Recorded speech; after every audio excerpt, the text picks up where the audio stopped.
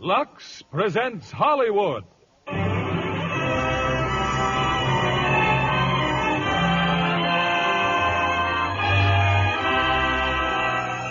Lever Brothers Company, the makers of Lux Flakes, bring you the Lux Radio Theater, starring John Wayne, Mel Ferrer, and Mala Powers in She Wore a Yellow Ribbon.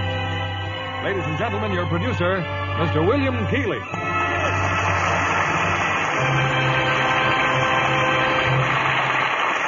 Greetings from Hollywood, ladies and gentlemen. The history of the United States Cavalry is one of daring, accomplishment, and romance. And in our play tonight, She Wore a Yellow Ribbon, we present a colorful drama from its glorious past. As our stars of the RKO screen success, we present one of the most popular actors of today, John Wayne. And co-starring with him is a very versatile artist, Mel Ferrer, and one of the most beautiful young actresses in Hollywood, Mala Powers. We wish to congratulate John Wayne on receiving the Photoplay Gold Medal Award as the most popular actor of the year, and hope he'll continue to appear in such fine American pictures as John Ford's great production of She Wore a Yellow Ribbon. We know the ladies have always been color conscious, whether it was yellow ribbons in their hair or gay flowered handkerchiefs in their pockets. And they've always depended on Lux Flakes to preserve these colors. And now Lux with color freshener is more wonderful than ever. Here's She Wore a Yellow Ribbon, adapted from the famous story by James Warner Bella, starring John Wayne as Captain Brittles, Mel Ferrer as Lieutenant Cohill, and Mala Powers as Olivia Dandridge.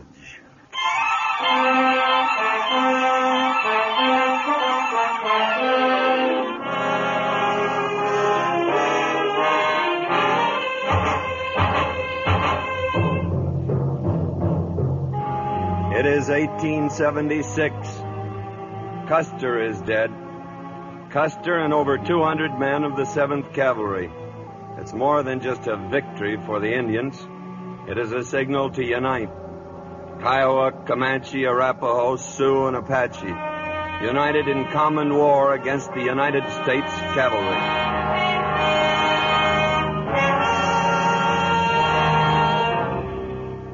Our post is far to the south of the Little Bighorn. Fort Stark, isolated. Kind of lonely for some, I guess. Anyway, this day started like 1,000 others before it, with Sergeant Quincannon standing in the doorway of my cabin. Good morning, sir. 542, sir. 541. And a lovely morning it is, Captain Darlin. Coated in blazes. News? As follows, sir. Mrs. Jameson had her baby. The stagecoach run from here to Sudrow's Wells has been discontinued. And there's a dispatch rider in from the Desert Patrol. Well? Private Mackenzie got himself shot, sir. Boy or a girl for Mrs. Jameson? A little trooper, sir. When does the stage stop running? Finished, sir. No more stagecoach, sir. Mackenzie? Is he bad off? No, sir. Good man, Quincannon. He'll make corporal in 5 or 6 years. Yes, sir. Well, scratch another day off that calendar. Just 6 more days, Captain Darlin. 6 more days and you're retired, sir. I am well aware of that, Quincannon. The Army will never be the same without you, sir. The Army is always the same. The sun and the moon change, but the Army has no seasons. But here you are in your prime, sir, and they're turning you out to pasture. That's a willful abuse of the taxpayers' money, sir. The only tax you ever worried about was on whiskey. I beg your pardon, sir. I guess you have a reason for busting in, Mr. Cohill. Sir, Sergeant Tyree's just entered the post. He's got half the Paradise River Patrol with him, sir, and the paymaster's coach. Keep talking, mister. Well, the paymaster's dead, sir. Gunshot wounds. Dead when Tyree found him, sir. Where? Near Red Butte, he said, sir. The money box is gone. Gunshot wound. Yes, sir. Though the coach is stuck full of arrows, too. Well, tell Sergeant Tyree to report at once to Major Alshard's quarters. Take over mooring inspection, Lieutenant. Yes, sir. And tell Tyree to bring one of those arrows with him. Let me look at that arrow again. You sure it's not Kiowa, Captain? No, and it's not Comanche nor Arapaho either, Major. Not with those color bands. Sir, with your permission, All right, Tyree, put in your 2 cents worth. Well, sir, These arrows with the yellow, white, and red bands are the signs of the Southern Cheyenne. And I've seen bannocks and snakes with the same color. Yes, sir, but looking at the clan mark, this mark right here, it's the sign of the dog. And tell me, what in blazes would Cheyenne be doing this far south? That ain't my department, sir. Alert the post, Sergeant. Yes, sir. And get some rest. Thank you, sir. Well, Nathan, any ideas? I'll go out in the morning, pick up the patrols, and drive those Cheyenne back where they belong. Well, let me think on it, Nathan. I'll let you know later.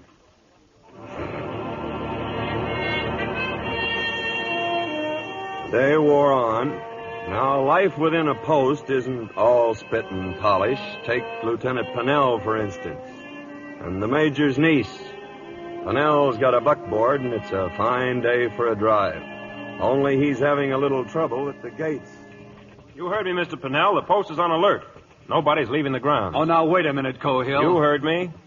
Sorry to spoil your outing, Miss Dandridge. Sorry, indeed. Because I wouldn't trust you to take me on a picnic last Sunday. Now you're hazing Mr. Pennell. You just drive right on through, Ross. If you don't, I will. You touch those reins and I'll slap you in the guardhouse. You wouldn't dare. Someone placing you under arrest, Miss Dandridge? It's Lieutenant Cohill, Captain. He suddenly decided that he can order me around. Sir, I was merely following I orders. believe you interrupted the lady, Mr. Cohill. He certainly did. Now, I don't want to make a scene, Captain. But First Lieutenant Cohill has made up his mind that Second Lieutenant Pennell hasn't rank enough to be seen in my company. Sir, if I now could just... you're interrupting. Yes, sir.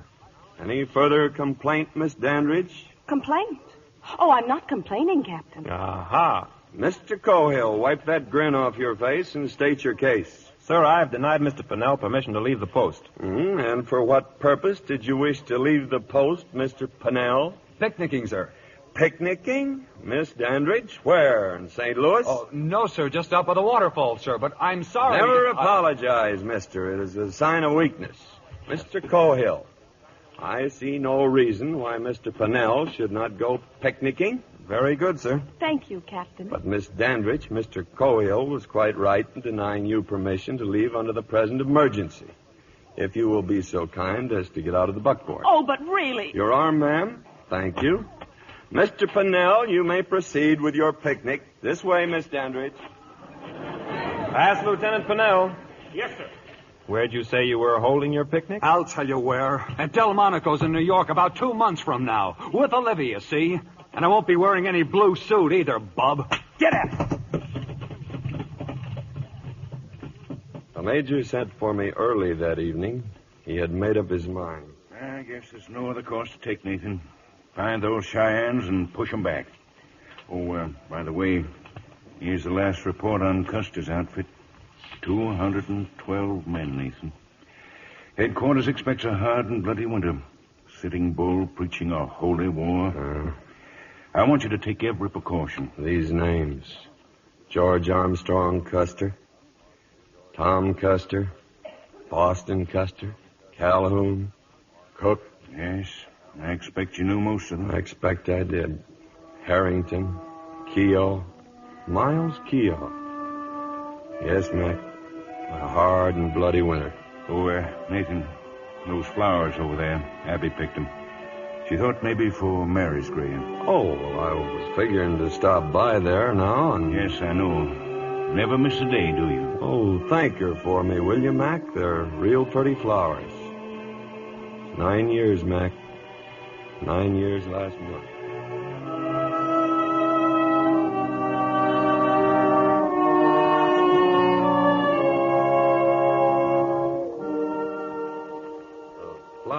Here, Abby, are from Mary. She raised them herself. Well, only 6 more days to go, and your old Nathan will be out of the Army. Haven't decided what I'll do yet. Somehow, I just can't picture myself back there on the banks of the Wabash, rocking on a front porch. No, I've been thinking that maybe I'd push on west to the new settlements in California. Anyway, I'm taking the troops out in the morning. Some Cheyennes around, so I pick up the patrols and drive them back north. My last mission, Mary. Hard to believe, isn't it? My last... I hope I'm not intruding, Captain. Why, no, ma'am, not at all. I was just... I know. I've watched you come out here so many times. I'm sorry I made such a fool of myself this morning. You made a fool out of a couple of young lieutenants. That's never against Army regulations. Then I'm forgiven? You're forgiven. Thank you, Captain. Good night. Good night, Miss Dandridge. She's a nice girl, Mary. She reminds me of you.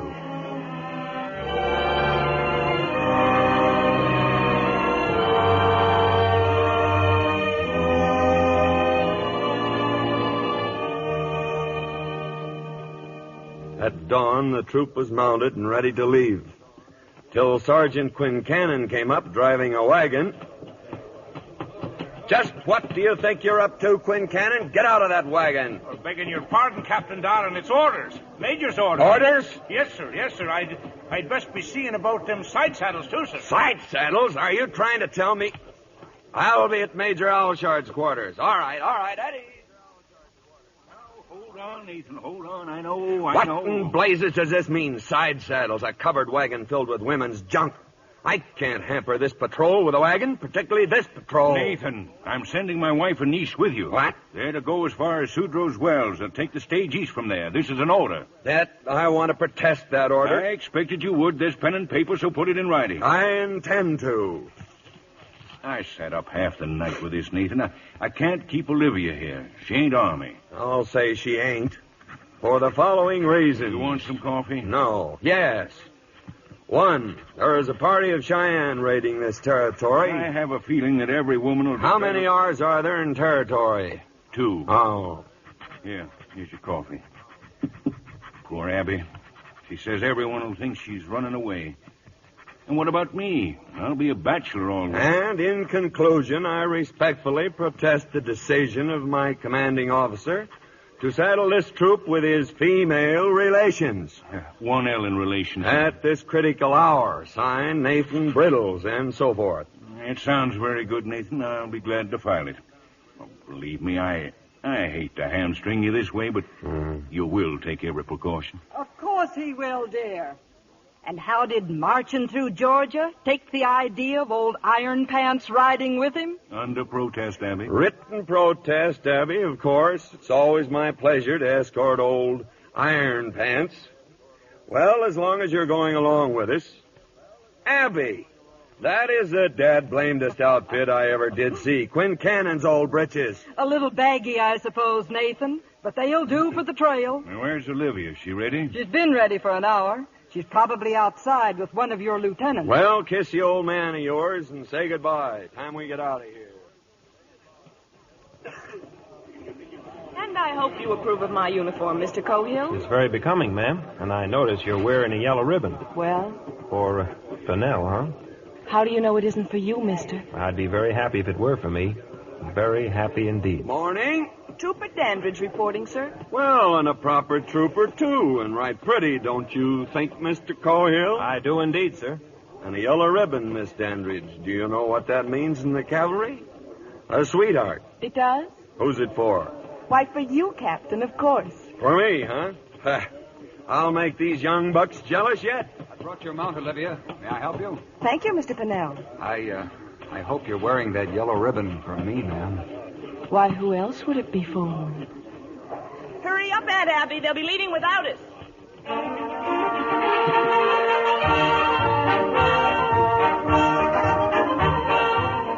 So we left the post. Just another routine mission. Folks waving goodbye, kids yelling, dogs barking. Only one thing in particular caught my eye. As we rode past the store, I saw Mr. Reinders, the sutler, in the back of the stable. He was hitching up his buckboard. Some hours later on the trail.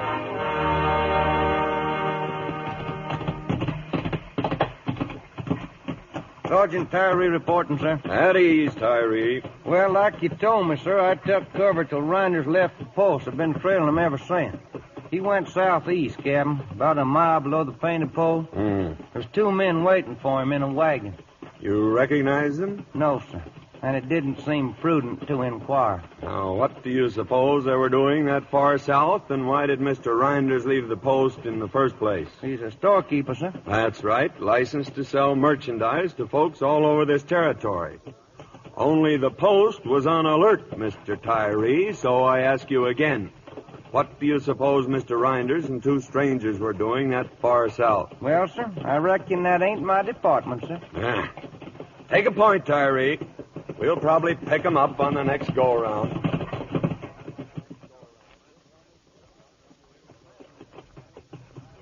Romantic, isn't it, Miss Dandridge? Guidons gaily fluttering, bronzed men lustily singing, horses prancing, and bunions aching.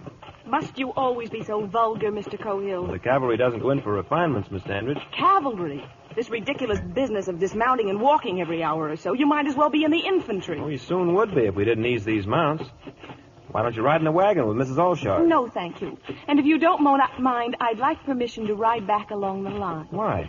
If you must know, I'd rather share the dust back there with Mr. Pennell. Haven't you already thrown enough dust in Pennell's eyes? Why don't you give him a chance? Mr. Cohill. Yes, sir? Relieve Mr. Pennell with the rear guard. Yes, sir. Everything under control here, miss? Thank you, Captain. Everything's just fine.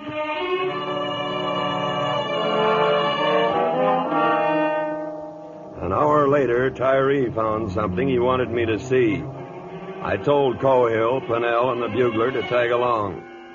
Far off against the hills, a long, low cloud of dust was rising. Traveling the same direction we are, sir. Toward Sudrow's well. Can you make 'em out, Sergeant? Looks like Arapaho, sir. Field glasses, Mr. Pennell. Yes, sir. They're moving the whole village, wagons, lodgings, and all. Yeah. Tyree, I don't know where you got your brains, but God must have given you that pair of eyes. They're Arapahoes, all right, heading the same way we are. Now, why would they be moving on Sudrow's wells? My mother didn't raise no sons to be making guesses in front of a Yankee captain, sir. Well, I'd soon find out if... there's no use even thinking about it. We can't risk it with these women. Arapahoes? Yes, Mr. Cohill, and I don't like it. So we'll turn east, gentlemen.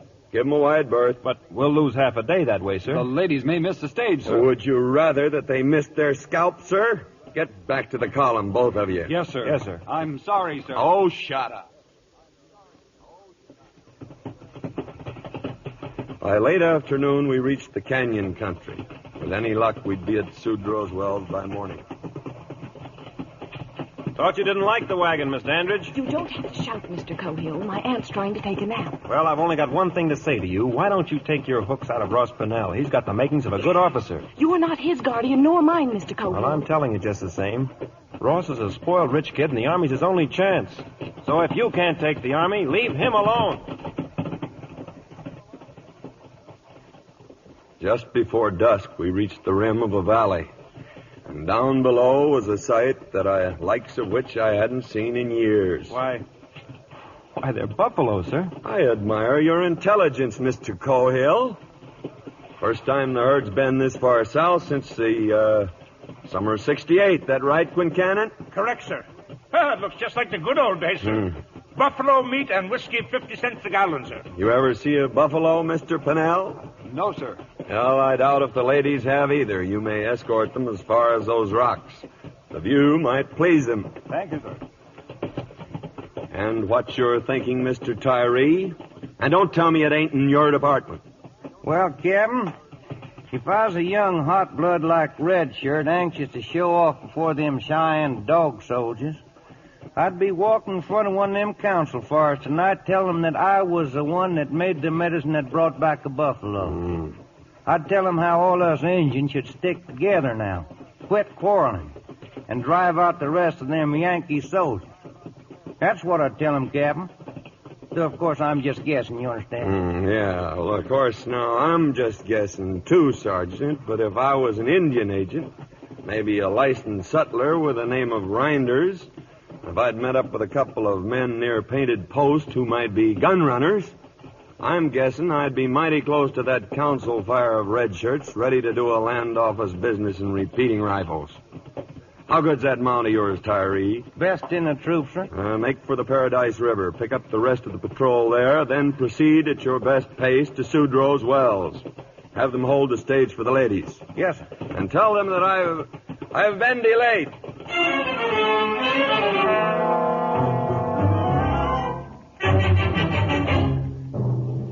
If we kept moving all night, we'd reach Sudrow Wells by dawn.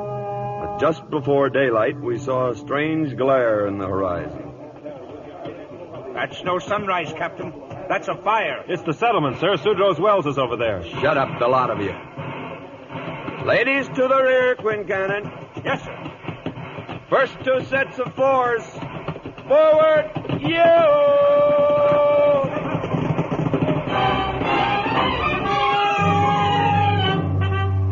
We rode into Sudrow's Wells at top speed. But all that was left was a huddle of survivors and a pile of ashes. We'd come too late.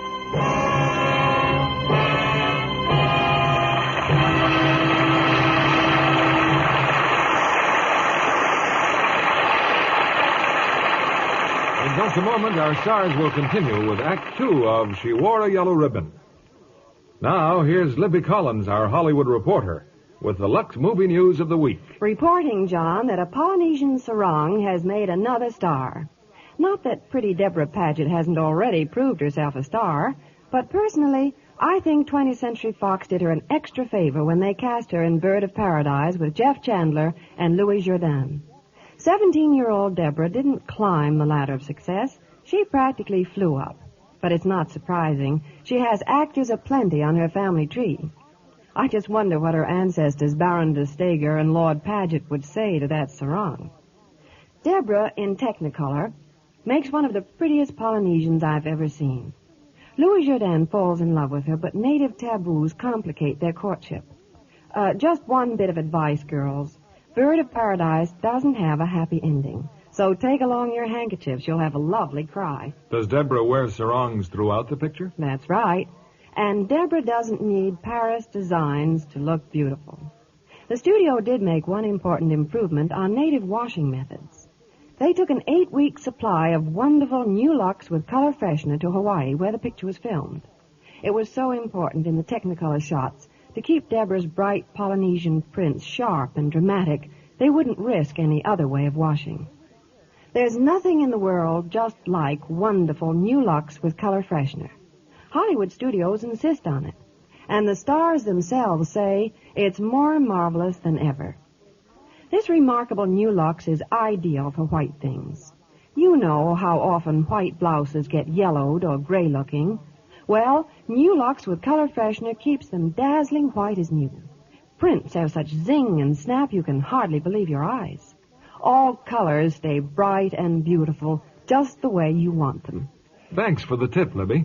If New Lux with color freshener does that for a sarong, think what it can do for your spring prints, your summer dresses and blouses. Why don't you get a big box tomorrow? I'm sure you'll love it, just as Deborah Paget and so many Hollywood stars do. Give your washables that nicest new Lux look. Now, here's Mr. Keeley, our producer. Act 2 of She Wore a Yellow Ribbon, starring John Wayne as Captain Brittles, Mel Ferrer as Lieutenant Cohill, and Mala Powers as Olivia.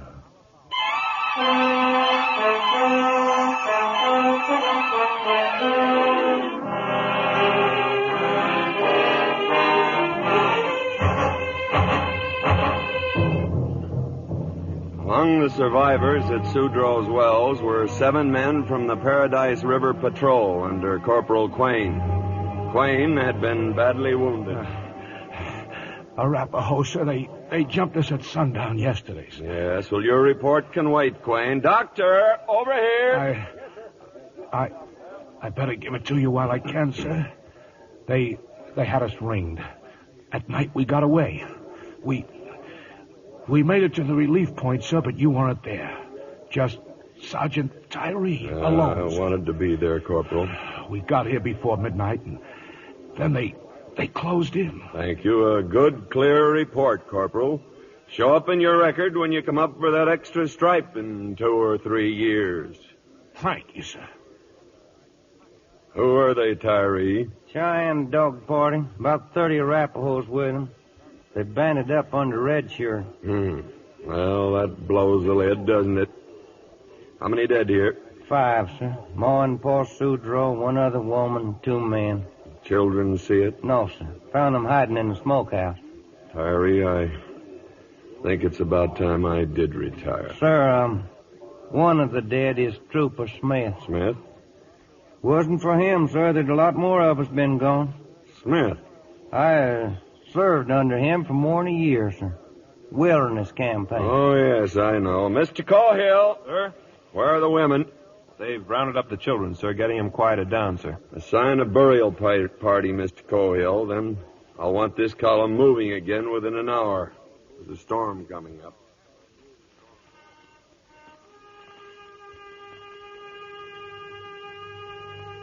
For who shall believeth in me shall never die. I commend to your keeping, sir, the souls of John Sudro and his wife Martha, Albert Bridges and his wife Annie, and also the soul of Rome Clay, late Brigadier General, Confederate States Army, known to his comrades here as Trooper John Smith, United States Cavalry, a gallant soldier and a Christian gentleman. Amen. Amen.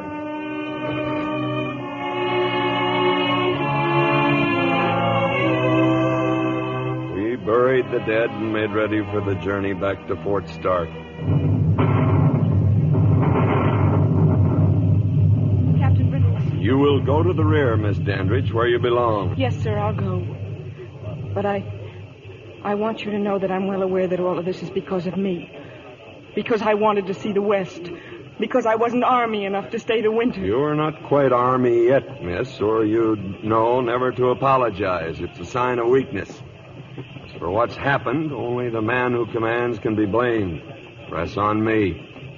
Mission failure. Yeah, we sure missed the stage, Miss Dandridge.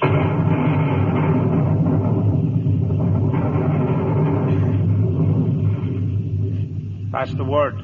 Quain's doing fine. Pass the word. Quain's doing fine. Pass the word. Quain's doing fine. What are they talking about, Mr. Cohill? Corporal Quain, the doc says he'll be all right. Oh, I'm so glad. Why? He's just another dog-faced soldier in dirty shirt blue. What's he mean to you? Did you ever dance with him at the fort? Did you ever speak to him? No, of course you didn't. Quain's not a gentleman. I've been finding that some lieutenants' bars are no guarantee of a gentleman either. You're glad about Quain, sure. But only because it puts the happy ending to the story you'll take back east to your tea parties. Well, now you can tell him you've seen it all. A real Indian fight. A man with an arrow sticking in his chest. Why do you have That should make your tour just about perfect. If you don't mind, Miss Dandridge. Yes? Mrs. Alshard is a rough time in that wagon, helping with Quain and all. Would you spell her for a while? Certainly, Captain. Thank you. Mr. Cohill, did anyone ever take down your breeches and tan your hide? Why, no, sir. That is, yes, sir, my father, sir, with a strap. Well, I'm just old enough to be your father, bub. Now get out of here. Take a point. They'll make a fine, boisterous couple, Captain Donald, when they're married. When I want your opinion, Quincannon, I'll... Yes, sir, any time at all.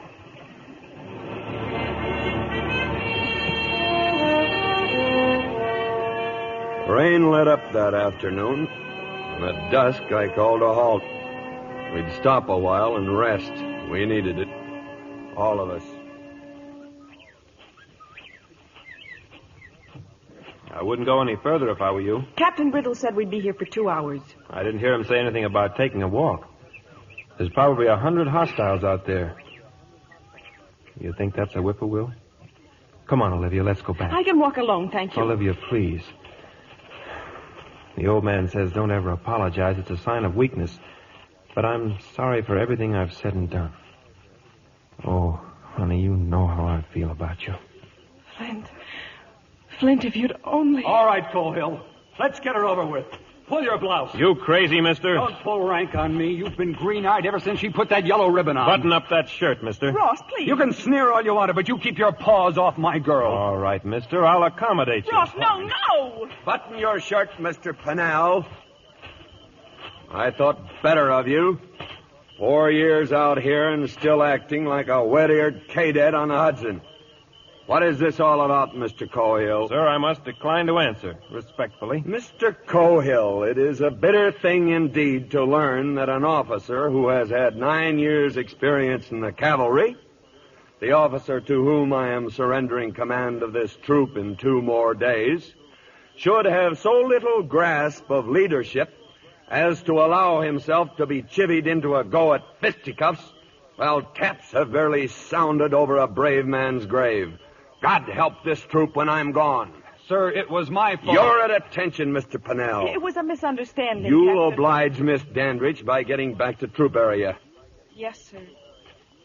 Mr. Cohill, you will have the men build their squad fires higher. Make the fullest show of bedding down here for the night.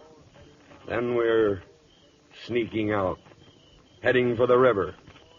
Is that clear, Mr. Cohill? Yes, sir. I'm sorry, Ross. Sorry, Flint.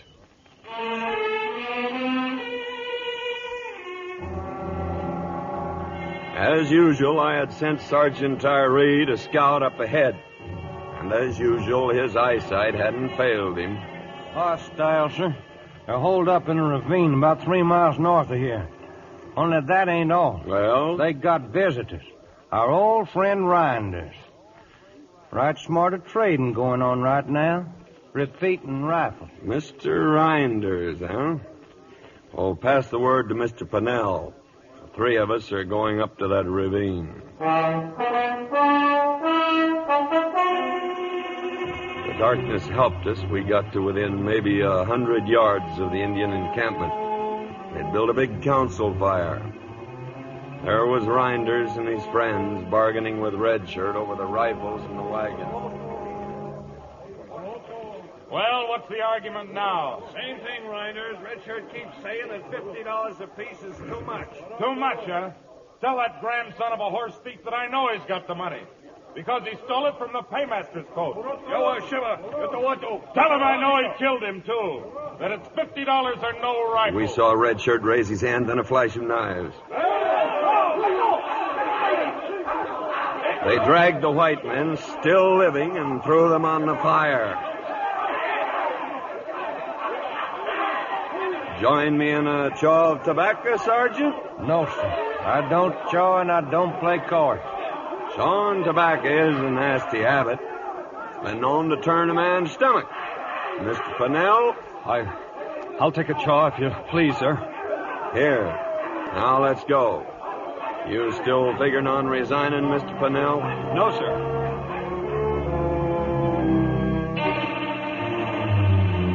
When we got back to the column, I called a meeting of the officers and sergeants. All present, sir. Any time between now and daylight, gentlemen, we can expect an attack. That means the main column is leaving here right now. We will leave a rear guard under 1 officer. Sir, I'd consider it a privilege if Thank you, Mr. Purnell. Your offer to volunteer will go on your record, if you still wish to make a record. Mr. Cohill, 2 squads will remain behind. You will be in command. May I have the 1st and 2nd, sir? The 2nd squad has too many old married men. 1st and 5th, sir. You will cover our crossing and dig in. Yes, sir. Then pass the word and let's start moving.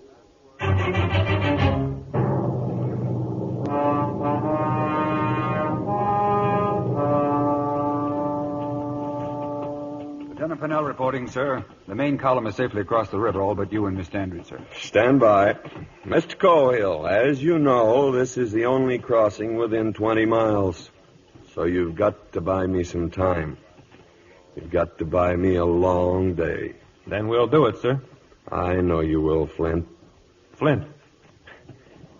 Took you 9 years to call me that, sir. And it was well worth waiting for. Well, we'll get you out of here, son. Just hang on. We'll get you out of this pocket by noon tomorrow. Mount your horse, Miss Dandridge. Flint, wait. Well, haul off and kiss her, blast you. We haven't got all night. Yes, sir. Thank you, sir. I'll be back, man. I'll be back. I promise you. Oh, what are you waiting for, Mr. Pennell? Escort the lady across the river. If you'll follow me. Ross. I'm sorry, Ross. And I guess that's how it is. You and Flint. Yeah, sure. Good luck, Flint.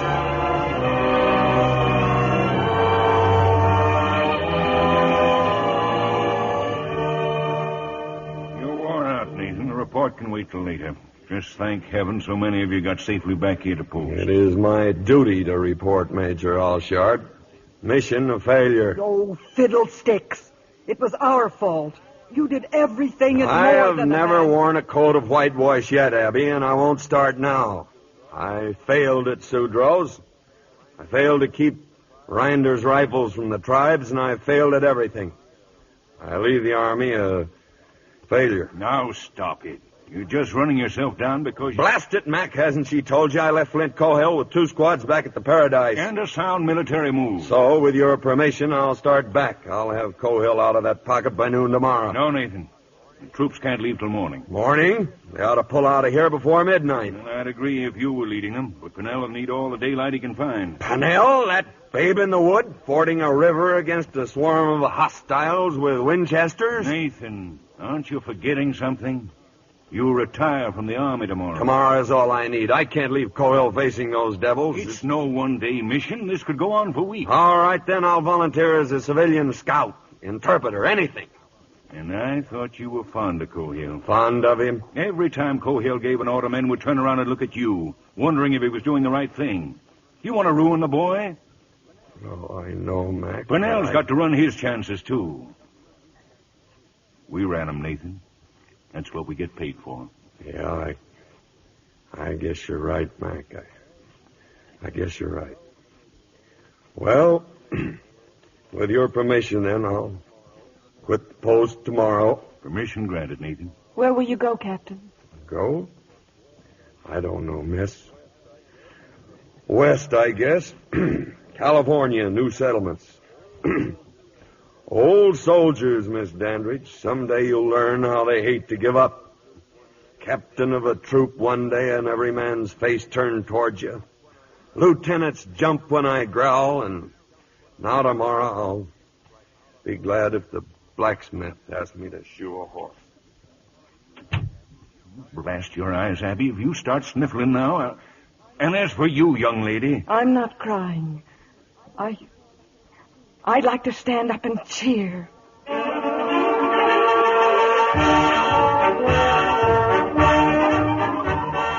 At dawn the next morning, I reviewed the troops. My last review. They had a present for me. Watch and chain, solid silver, brought in special. St. Louis.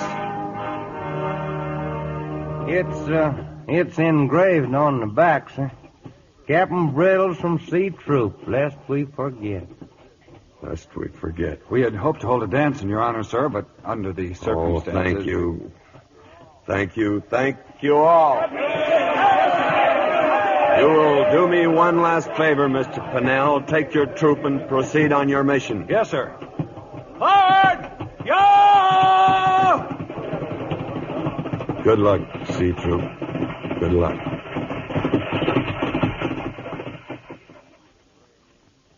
Stop worrying, Nathan. They'll get Cohill out of there. But that's not enough, is it, Mac? Within a week, those hostiles will be here on your doorstep. Then what? Oh, we'll take care of them. Yeah, well, I'll say goodbye. Oh, I left my other saddle in the cabin. Give it to Abby. It'll be easier on her disposition. Say goodbye to her for me, Mac. He'll do no such thing, Nathan Brittles. Goodbye is a word we don't use in the cavalry. Now come here. Yes, ma'am. Until our next post, dear. Thank you, Abby.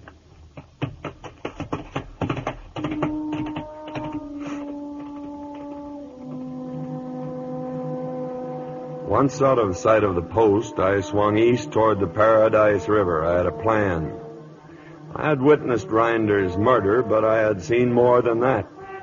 Among the Indians around that council fire, I had seen an old man. Pony that walks. I had known him from years before. Yes, I had a plan.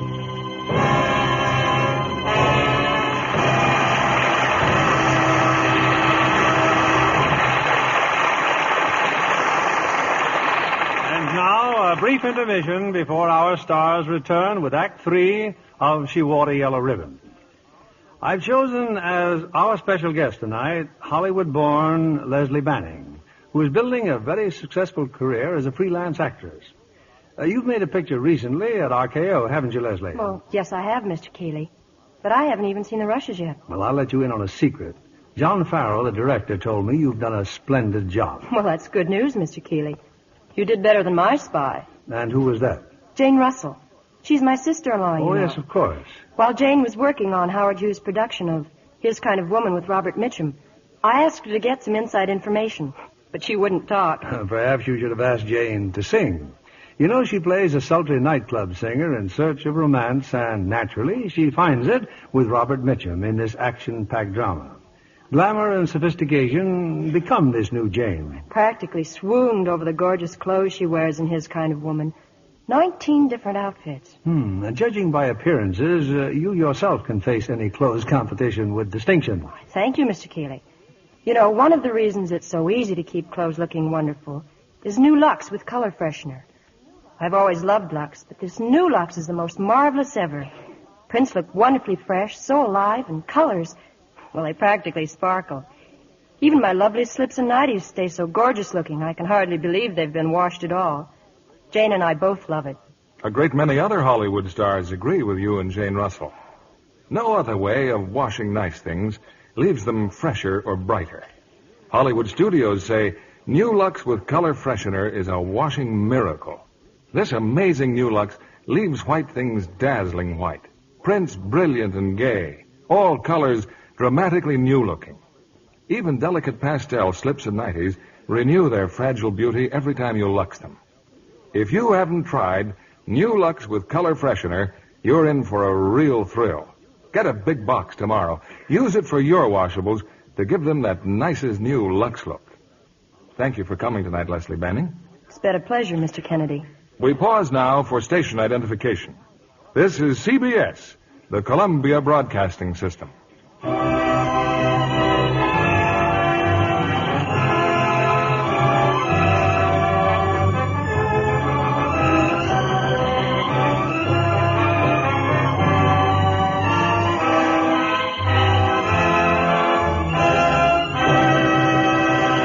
The curtain rises on Act 3 of She Wore a Yellow Ribbon, starring John Wayne as Captain Brittles, Mel Ferrer as Lieutenant Cohill, and Mala Powers as Olivia.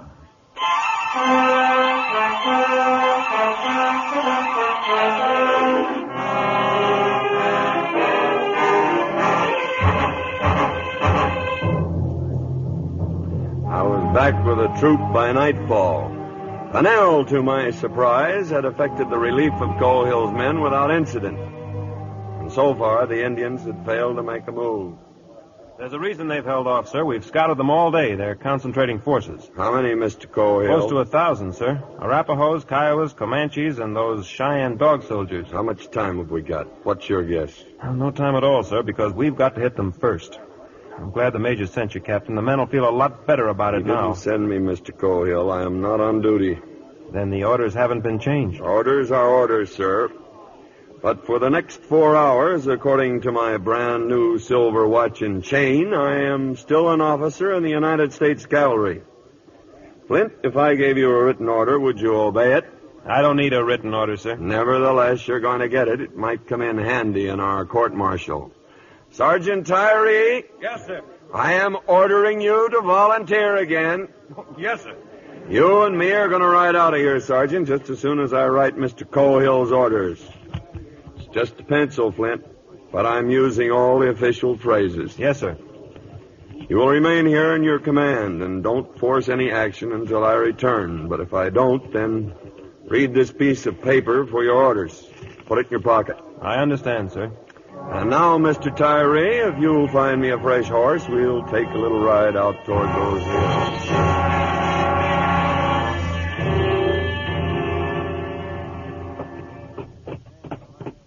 Not that it's any of my business, sir, but may I ask where we're going? That's a foolish question, Sergeant. You know as well as I do. Yes, sir.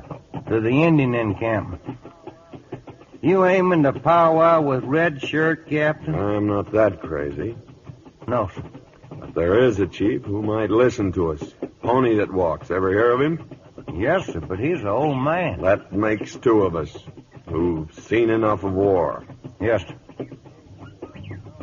In case you don't know it, sir, that ain't a bird. Walk your horse, Sergeant.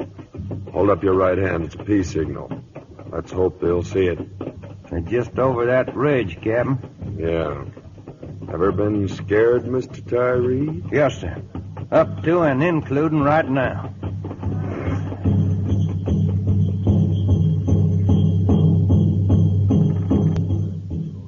We reached the crest and rode past their guards. They swarmed in on every side, warriors in full paint, crazy for blood. We forced our way through to the council fire. Their leaders, half a dozen of them, stood in front of us. Then Red Shirt fired an arrow at my feet. We come in peace. This Red Shirt knows, but he answers with an arrow before we can talk. I take his arrow from the ground. I break the arrow of Red Shirt. I spit on his arrow. I will speak with Pony that walks. Nathan, I am Christian. Hallelujah.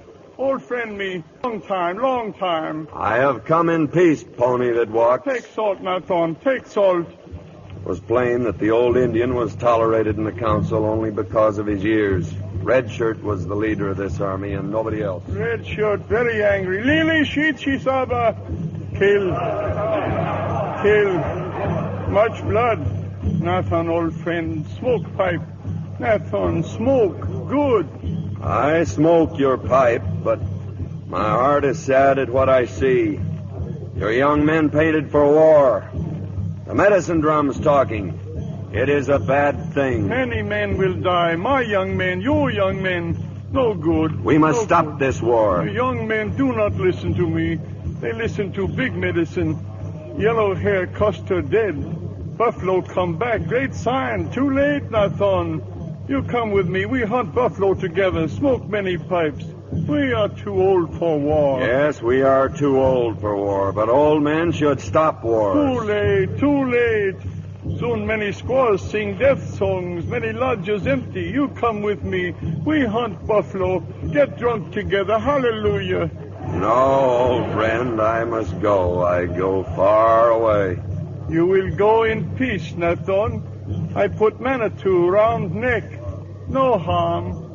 Washkiola. Washkiola. Washkiola.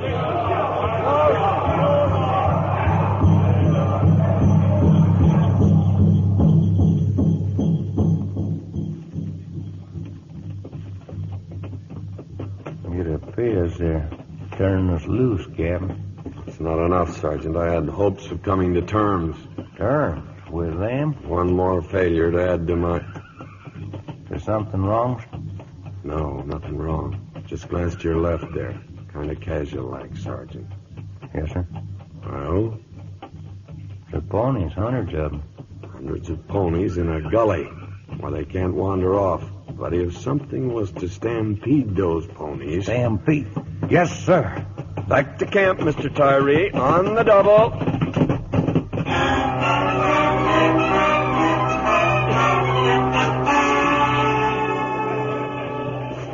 Lieutenant Cohill reporting, sir. Troops ready to move, sir. The men know their assignments. Yes, sir. The column in single file leading mounts. We are to follow you, sir, proceeding with the utmost quiet. There's a creek at the near end of that gully. We'll stop there and form ranks. Meantime, sir? Meantime, Mr. Cohill, just pray that the moon stays behind those clouds.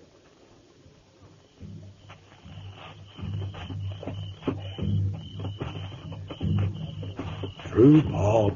Pass the word. Halt and pass the word. Halt, pass the word. Halt, pass the word. Mr. Cohill, can you read the time by my brand new silver watch and chain? Yes, sir. 12 minutes to midnight, sir. The gully lies straight ahead of us. On signal, we'll gallop through that draw and stampede the herd out the other end into their encampment. Questions, Mr. Cohill? No questions, sir. Mount and pass the word. Mount and pass the word. Mount and pass the word. Bugler? Sir? A count of 3 and sound the charge.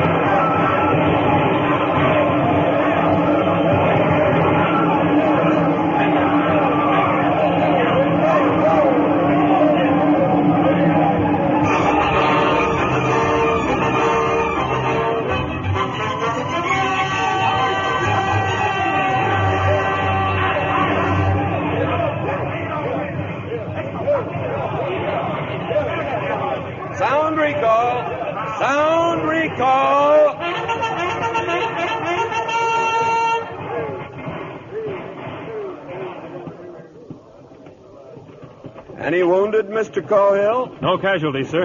No casualties. No Indian war, no court-martial. You'll have a time rounding up those hostiles, Mr. Cohill, but they'll not get very far on foot. Take them back to the post, sir? No, back to the reservation. Have your soldiers follow them all the way. Stay about a mile behind them.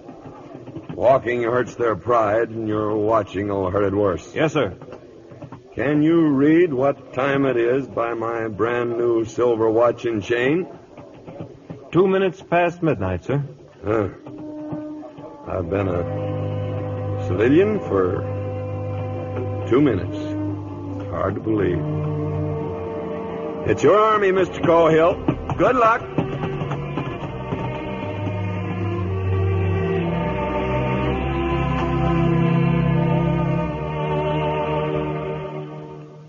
Captain Brittles just said goodbye and rode away. Is that it, Mr. Cohill? Yes, Major. We got the hostiles on the trail, sir. Then I left Lieutenant Fennell in charge and returned here to report, sir. So Nathan's finished with the army, is he? Well, the army isn't finished with him. Who's your best rider, Mr. Cohill? Why, Sergeant Tyree, sir. Then tell Sergeant Tyree I want to see him right away.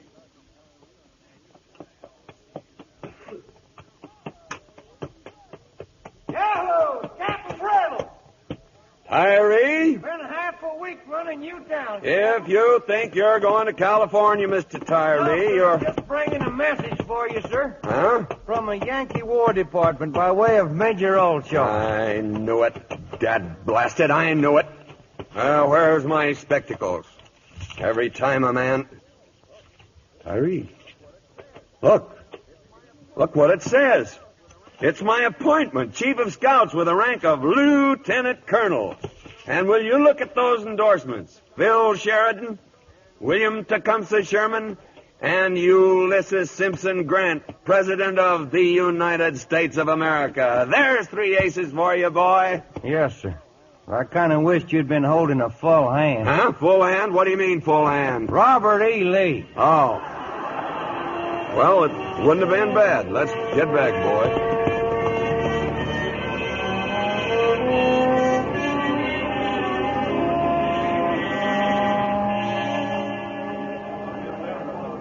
Here he is, Major, sir. He's coming up the steps now. Open the door, Quincannon. Yes, sir. Ladies and gentlemen, Lieutenant Colonel Brittles. What's going on here, anyway? Just a dance in your honor, sir, to welcome you back. And I might add, you kept us waiting for some time. Well, I'm sorry I'm late, Mac, but I didn't even Don't know apologize, Colonel. It's a mark of weakness. Well, proceed, Bandmaster, proceed.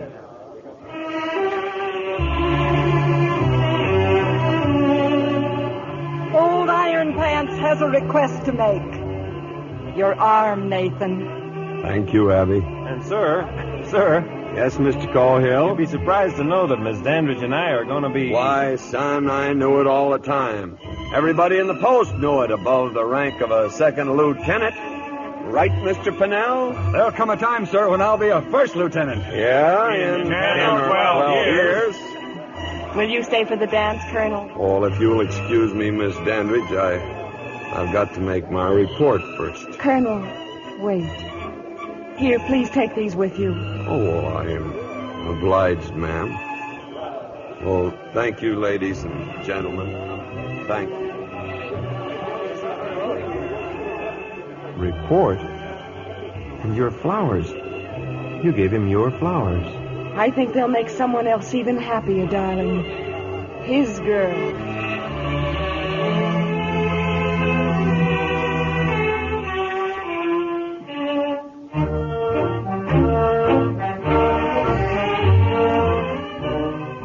So ends the story of Captain Brittles and the troops he led.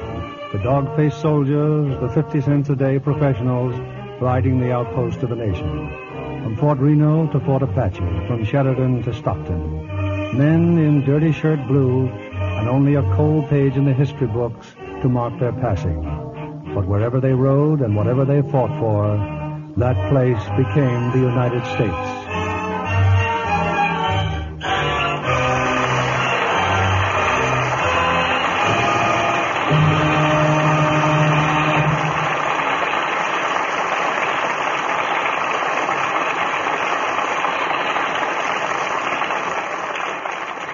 I hope you enjoyed the show as much as I did.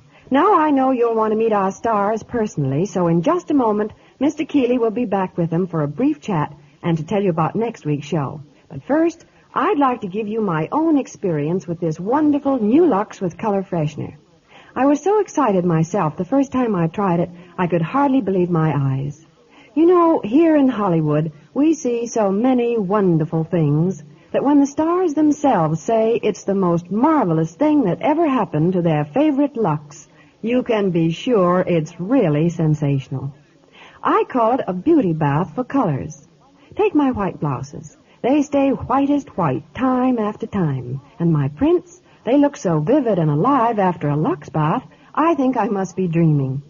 Just for fun, I've tried new Lux for practically all the colors in the rainbow, and they just sparkle like new every time. Won't you try it? I'm sure you'll love it just as much as I do. Do me a favor, won't you? You'll be doing yourself one. Get a big box of new Lux tomorrow, and give your washables that nice as new Lux look. Now, here's Mr. Keeley with our stars. And here they are to receive your special thanks. John Wayne, Mel Ferrer, and Mala Powers.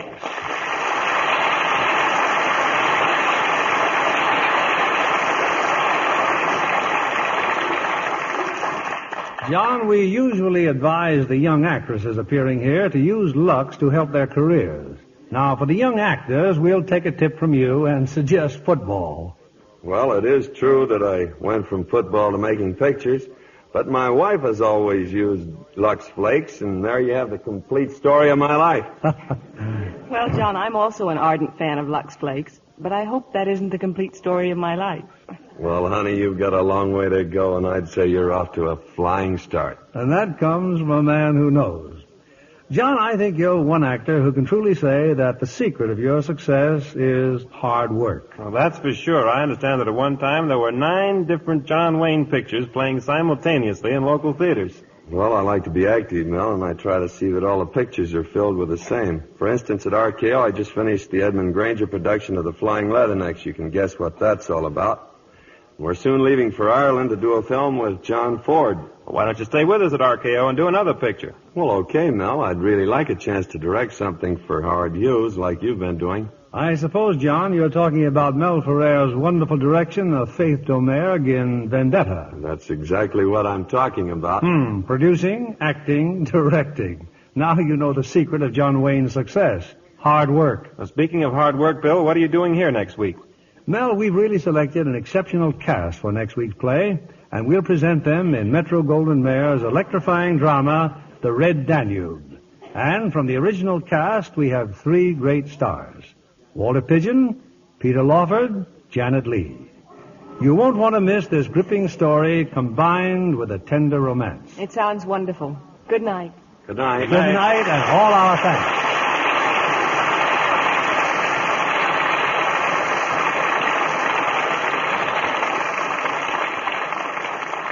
Here's Ella Raines, one of Hollywood's loveliest young stars, own tip on complexion care. I never skip my Lux Soap facials a single day, she says. They're so quick and easy. I just cream the rich Lux lather well into my skin. Rinse with warm water, then a quick splash of stimulating cold. I pat to dry with a soft towel. Now my skin feels so satin smooth and soft. Try this simple care Ella Raines recommends. It's so easy to be Lux lovely. Lux Soap has active lather, you know, that really makes skin lovelier. That's why 9 out of 10 screen stars use fragrant white Lux toilet soap regularly.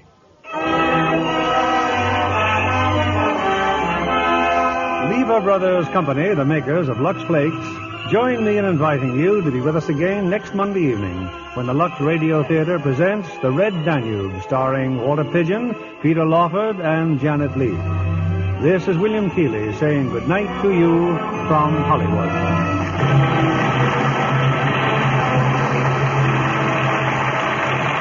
Mala Powers appeared through the courtesy of RKO, producers of Payment on Demand, starring Betty Davis and Barry Sullivan. Heard in our cast tonight were Barton Yarborough as Tyree, Bill Johnstone as the Major, George Neese as Pinnell, and Wally Mayer as Quincannon. And Sandra Rogers, Norman Field, Dan Riss, Paul Dubov, and Eddie Marr. Our play was adapted by S.H. Barnett. The original story was by James Warner Bella. Our music was directed by Rudy Schrager. This is your announcer, John Milton Kennedy, reminding you to join us again next Monday night to hear Walter Pidgeon, Peter Lawford, and Janet Lee in The Red Danube. Stay tuned for My Friend Irma, which follows over these same stations. This is CBS, the Columbia Broadcasting System.